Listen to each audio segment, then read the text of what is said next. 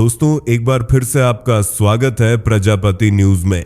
कभी सोचा है जिस नोट को तुम अपनी जेब में रखकर दिन भर खर्च करते हो उसकी असली जन्म कथा क्या है? वो कागज जिस पर तुम भरोसा करके अपनी जिंदगी की मेहनत टिका देते हो असल में कैसे बनता है?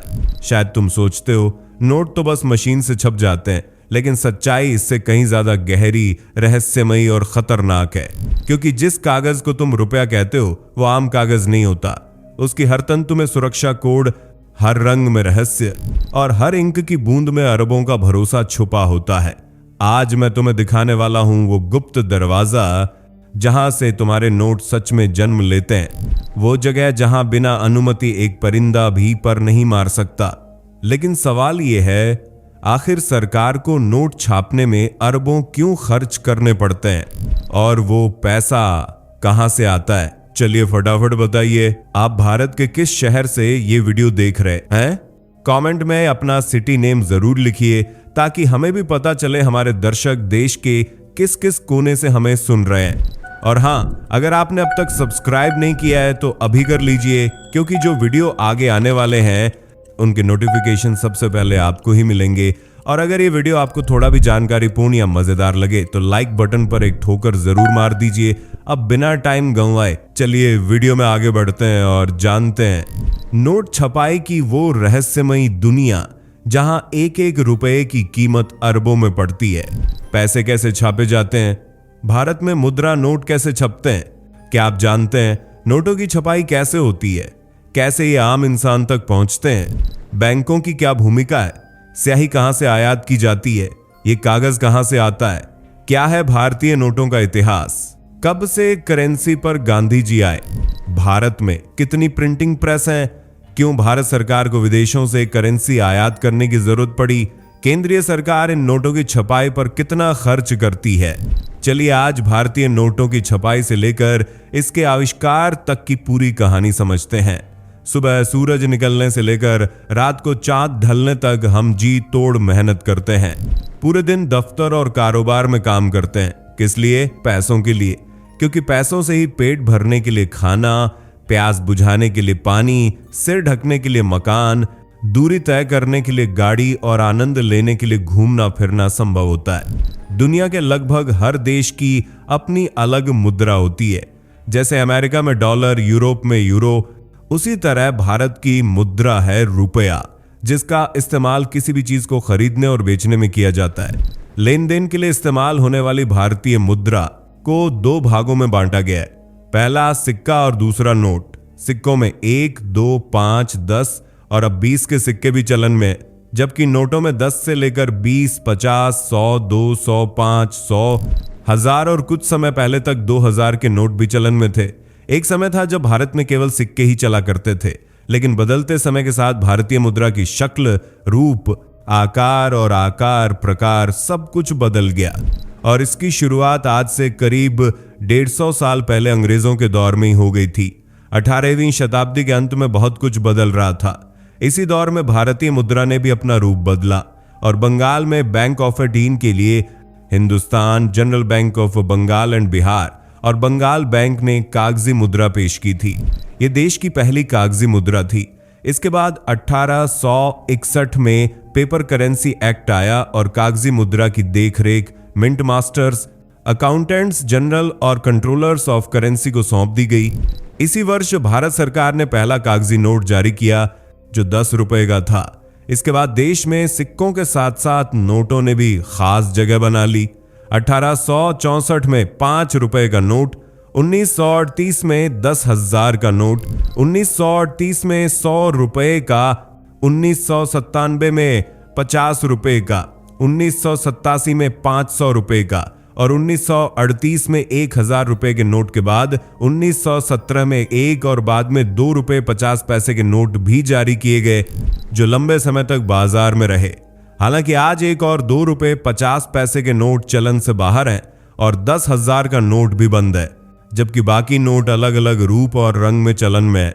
1935 से पहले तक नोटों की छपाई और उनके रखरखाव की पूरी जिम्मेदारी ब्रिटिश भारत सरकार की हुआ करती थी, जबकि 1 अप्रैल 1935 को भारतीय रिजर्व बैंक की स्थापना के 3 वर्ष बाद 1938 में आरबीआई को मुद्रा नोट जारी करने का अधिकार दे दिया गया।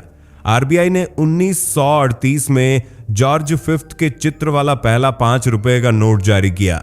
इसके बाद 2, 10, 50, 100, 1000 और 10,000 रुपए के नोट आए, लेकिन 1946 में 10,000 के नोट को वापस ले लिया गया। आजादी के बाद भारतीय नोटों पर ब्रिटिश किंग जॉर्ज की तस्वीर की जगह अशोक स्तंभ छापे जाने लगे और आरबीआई के गवर्नर के हस्ताक्षर भी होने लगे। 1996 से आरबीआई ने 10 और 500 रुपए के नोटों के साथ महात्मा गांधी श्रृंखला शुरू की। धीरे धीरे गांधी जी हर नोट पर छपने लगे, जो आज भी छपते हैं। गांधी जी के अलावा भारतीय नोटों पर अशोक स्तंभ, तंजावुर मंदिर, India gate, Bengal tiger, Lal Qila जैसी अलग अलग तस्वीरें छापी जाती हैं। लेकिन नोटों की छपाई इतनी भी आसान नहीं है। अगर ये आसान होती तो नकली और असली नोटों में फर्क करना लगभग असंभव होता। हालांकि पाकिस्तान जैसे जालसाजों की कमी भी नहीं है, जो महंगे से महंगा कागज आयात कर भारत में नकली नोटों का कारोबार चलाने की फिराक में लगे रहते हैं। इसलिए भारत सरकार नोटों की छपाई में किसी भी तरह का कुतूहल नहीं बरतती। नोटों की छपाई की जिम्मेदारी सिर्फ और सिर्फ भारतीय सरकार और रिजर्व बैंक ऑफ इंडिया के पास है। पूरे देश में कुल 4 प्रिंटिंग प्रेस हैं, जहां नोट छापे जाते हैं, जिनमें से 2 भारत सरकार के अधीन काम करती हैं, जबकि 2 आरबीआई के अधीन हैं। भारत की पहली प्रिंटिंग प्रेस की स्थापना 1928 में महाराष्ट्र के नासिक में की गई थी, जिसमें 100, 1000 और 10,000 रुपए के नोट छापने का काम किया जा रहा था। 1947 में भारत के आजाद होने तक नोट छापने का जरिया नासिक प्रेस ही थी, लेकिन बढ़ती जरूरतों और नोटों की मांग ने सरकार को दूसरी प्रिंटिंग प्रेस के लिए मजबूर किया। 1974 में मध्य प्रदेश के देवास में दूसरी प्रिंटिंग प्रेस शुरू की गई और 1997 तक इन्हीं दोनों प्रेस के जरिए नोट छापे जाते रहे। लेकिन 1997 में भारत की बढ़ती जनसंख्या को देखते हुए भारत सरकार ने अमेरिका, कनाडा और यूरोपीय कंपनियों से नोट मंगवाने शुरू किए। हालांकि यह सुरक्षित तरीका नहीं था और लंबे समय तक इस तरह से नोटों का आयात भी संभव नहीं था। इसलिए 1995 में कर्नाटक के मैसूर और 2000 में पश्चिम बंगाल के सल्बोनी में प्रेस शुरू की गई।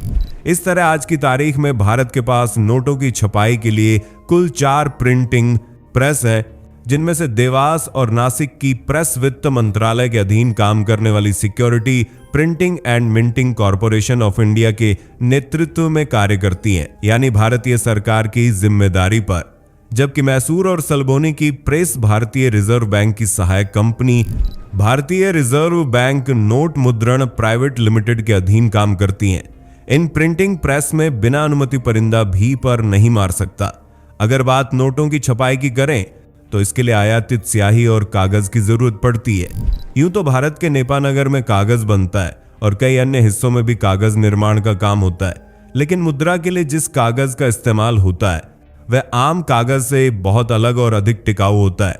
यह कागज ज्यादातर अमेरिका, फ्रांस, स्वीडन, जर्मनी और जापान में बनाया जाता है। यह कागज कॉटन से तैयार किया जाता है। आमतौर पर भारत इन देशों से कागज आयात करता है, लेकिन अब मध्य प्रदेश के होशंगाबाद में भी नोटों के लिए कागज तैयार किया जाता है। यहां स्थित सिक्योरिटी पेपर मिल एसपीएम बैंक नोट, स्टैंप और सुरक्षा कागजात बनाने के लिए जिम्मेदार है। यह भारत की सबसे पुरानी और प्राथमिक इकाई है, जिसकी स्थापना 1968 में की गई थी। लेकिन देश में पर्याप्त मात्रा में कागज तैयार न होने के कारण जापान और अमेरिका हमारे मुख्य पेपर मनी आयात साझेदार हैं। आरबीआई की आधिकारिक वेबसाइट के अनुसार लगभग 80% नोट विदेशी कागजों पर ही छपते हैं। इस कागजों को बनाने के लिए कपास और लिनन का इस्तेमाल किया जाता है। इस खास सामग्री को तैयार करने के लिए पहले कपास की लुगदी पल्प बनाई जाती है। कपास को ब्लीचिंग और धुलाई के बाद लुगदी में बदला जाता है। फिर सिलेंडर मोल्ड पेपर मशीन से इस लुगदी को पतली शीट्स में काटा जाता है और अंत में इन्हें नोटों का आकार दिया जाता है, जिसमें वाटरमार्क जैसे सुरक्षा फीचर भी डाले जाते हैं। वहीं अगर बात करें नोटों पर इस्तेमाल होने वाली स्याही की, तो इसके लिए 3 अलग अलग तरह की इंक का इस्तेमाल किया जाता है। पहली है इंटैग्लियो इंक, जिसका उपयोग महात्मा गांधी की तस्वीर छापने के लिए किया जाता है। इसके बाद है फ्लोरोसेंट इंक, जिसका इस्तेमाल नोटों पर मौजूद नंबर पैनल की छपाई में किया जाता है। तीसरी है ऑप्टिकल वेरिएबल इंक, जिसका प्रयोग बाकी जानकारी प्रिंट करने के लिए किया जाता है। यह इंक इसलिए भी खास है क्योंकि इससे की गई छपाई और आम इंक से नकली नोटों पर की गई छपाई में स्पष्ट अंतर नजर आता है। अब आपको यह तो पता चल गया है कि नोटों पर किन इंक का इस्तेमाल किया जाता है। हो सकता है कि आप भी ये इंक घर ले आएं, पर इसका कोई फायदा नहीं है क्योंकि भारत सरकार अच्छे से जानती है कि इंक की जानकारी गुप्त नहीं रखी जा सकती। इसलिए समय समय पर इंक के वेरिएंट बदले जाते हैं ताकि कोई चाहकर भी इसे कॉपी न कर पाए। और इस स्पेशल स्याही को स्विट्जरलैंड की कंपनी सिक्पा से इंपोर्ट किया जाता है। सिक्पा न सिर्फ भारत बल्कि कई देशों में स्याही इंपोर्ट करती है, जबकि भारत में आरबीआई की सहायक कंपनी वार्निका में भी नोट छापने की स्याही बनाई जाती है। फिर देश में नोट छपाई का काम शुरू होता है। इन नोटों को छापने के लिए सबसे पहले कागज को सिंप्लेक्स मशीन में डाला जाता है। इसके बाद इसे दूसरी मशीन में भेजा जाता है जहां से निकले नोटों की छटाई होती है, यानी खराब नोटों को एक तरफ कर दिया जाता है और अच्छे नोटों को दूसरी तरफ। इसके बाद सही नोटों पर नंबर डाले जाते हैं और एक एक करके हर नोट की जांच की जाती है। हर प्रेस अपनी क्षमता और निर्धारित संख्या के अनुसार नोट छापती है। जैसे मध्य प्रदेश के देवास में स्थित security printing and minting corporation of India साल में लगभग 265 करोड़ नोट छापती है, जिनमें 20, 50, 100 और 500 रुपए के नोट शामिल हैं।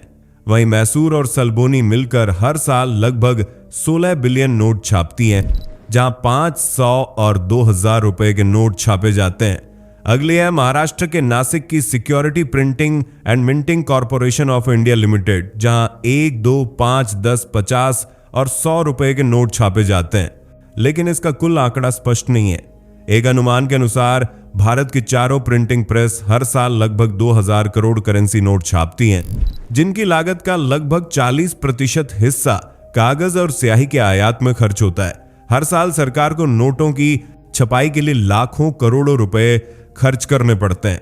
कुछ रिपोर्टों के अनुसार यह खर्चा लगभग 4500 करोड़ रुपए का होता है। साल 2020-21 के आंकड़ों के अनुसार केंद्र सरकार को 4112 करोड़ रुपए खर्च करने पड़े थे। वहीं इससे एक साल पहले 2019-20 में नोटों की छपाई पर 4378 करोड़ रुपए का खर्च आया था, लेकिन सबसे ज्यादा खर्चा 2016 में हुआ। वही दौर जब अचानक लोगों पर नोटबंदी लागू की गई थी। रातों रात हुई नोटबंदी की वजह से सरकार ने 500 और 1000 रुपए के नोट बंद कर दिए और 500 तथा 2000 रुपए के नए नोट आरबीआई द्वारा जारी किए गए थे। इस दौरान केंद्र सरकार को पिछले 5 वर्षों में सबसे ज्यादा पैसे खर्च करने पड़े, लगभग 7965 करोड़ रुपए, जो सरकार के बजट से भी अधिक था। प्रति नोट के हिसाब से बात करें तो भारतीय रिजर्व बैंक नोट मुद्रा प्राइवेट लिमिटेड को 10 रुपए के नोट की छपाई के लिए 0.75 पैसे खर्च करने पड़ते हैं, जबकि सबसे ज्यादा खर्च 2000 रुपए के नोट की छपाई में आता है, जिसमें लगभग 3 रुपए 53 पैसे लगते थे। शायद यही वजह है कि 2000 रुपए का नोट अब चलन से बाहर हो गया है, यानी जिस नोट से हम लेन देन करते हैं उसे बनाने के लिए भी सरकार को अलग से बजट निकालना पड़ता है। बता दें कि 4 प्रिंटिंग प्रेस के अलावा भारत में 1 पेपर मिल, 4 बैंक नोट प्रेस और 4 टकसाल मिलें भी हैं। टकसाल मिलें मुंबई, हैदराबाद, कोलकाता और नोएडा में स्थित हैं। लेकिन अब आप सोच रहे होंगे कि इन नोटों को आम आदमी तक कैसे पहुंचाया जाता है, तो आरबीआई की वेबसाइट के अनुसार देश में आरबीआई के कुल 19 कार्यालय हैं जहां छपाई के बाद करेंसी भेजी जाती है। ये कार्यालय अहमदाबाद, भुवनेश्वर, बेंगलुरु, भोपाल, चंडीगढ़, चेन्नई, हैदराबाद, जयपुर, जम्मू, कोलकाता, लखनऊ, मुंबई, नई दिल्ली और पटना में स्थित हैं। यहां से इन नोटों को करेंसी चेस्ट में भेजा जाता है।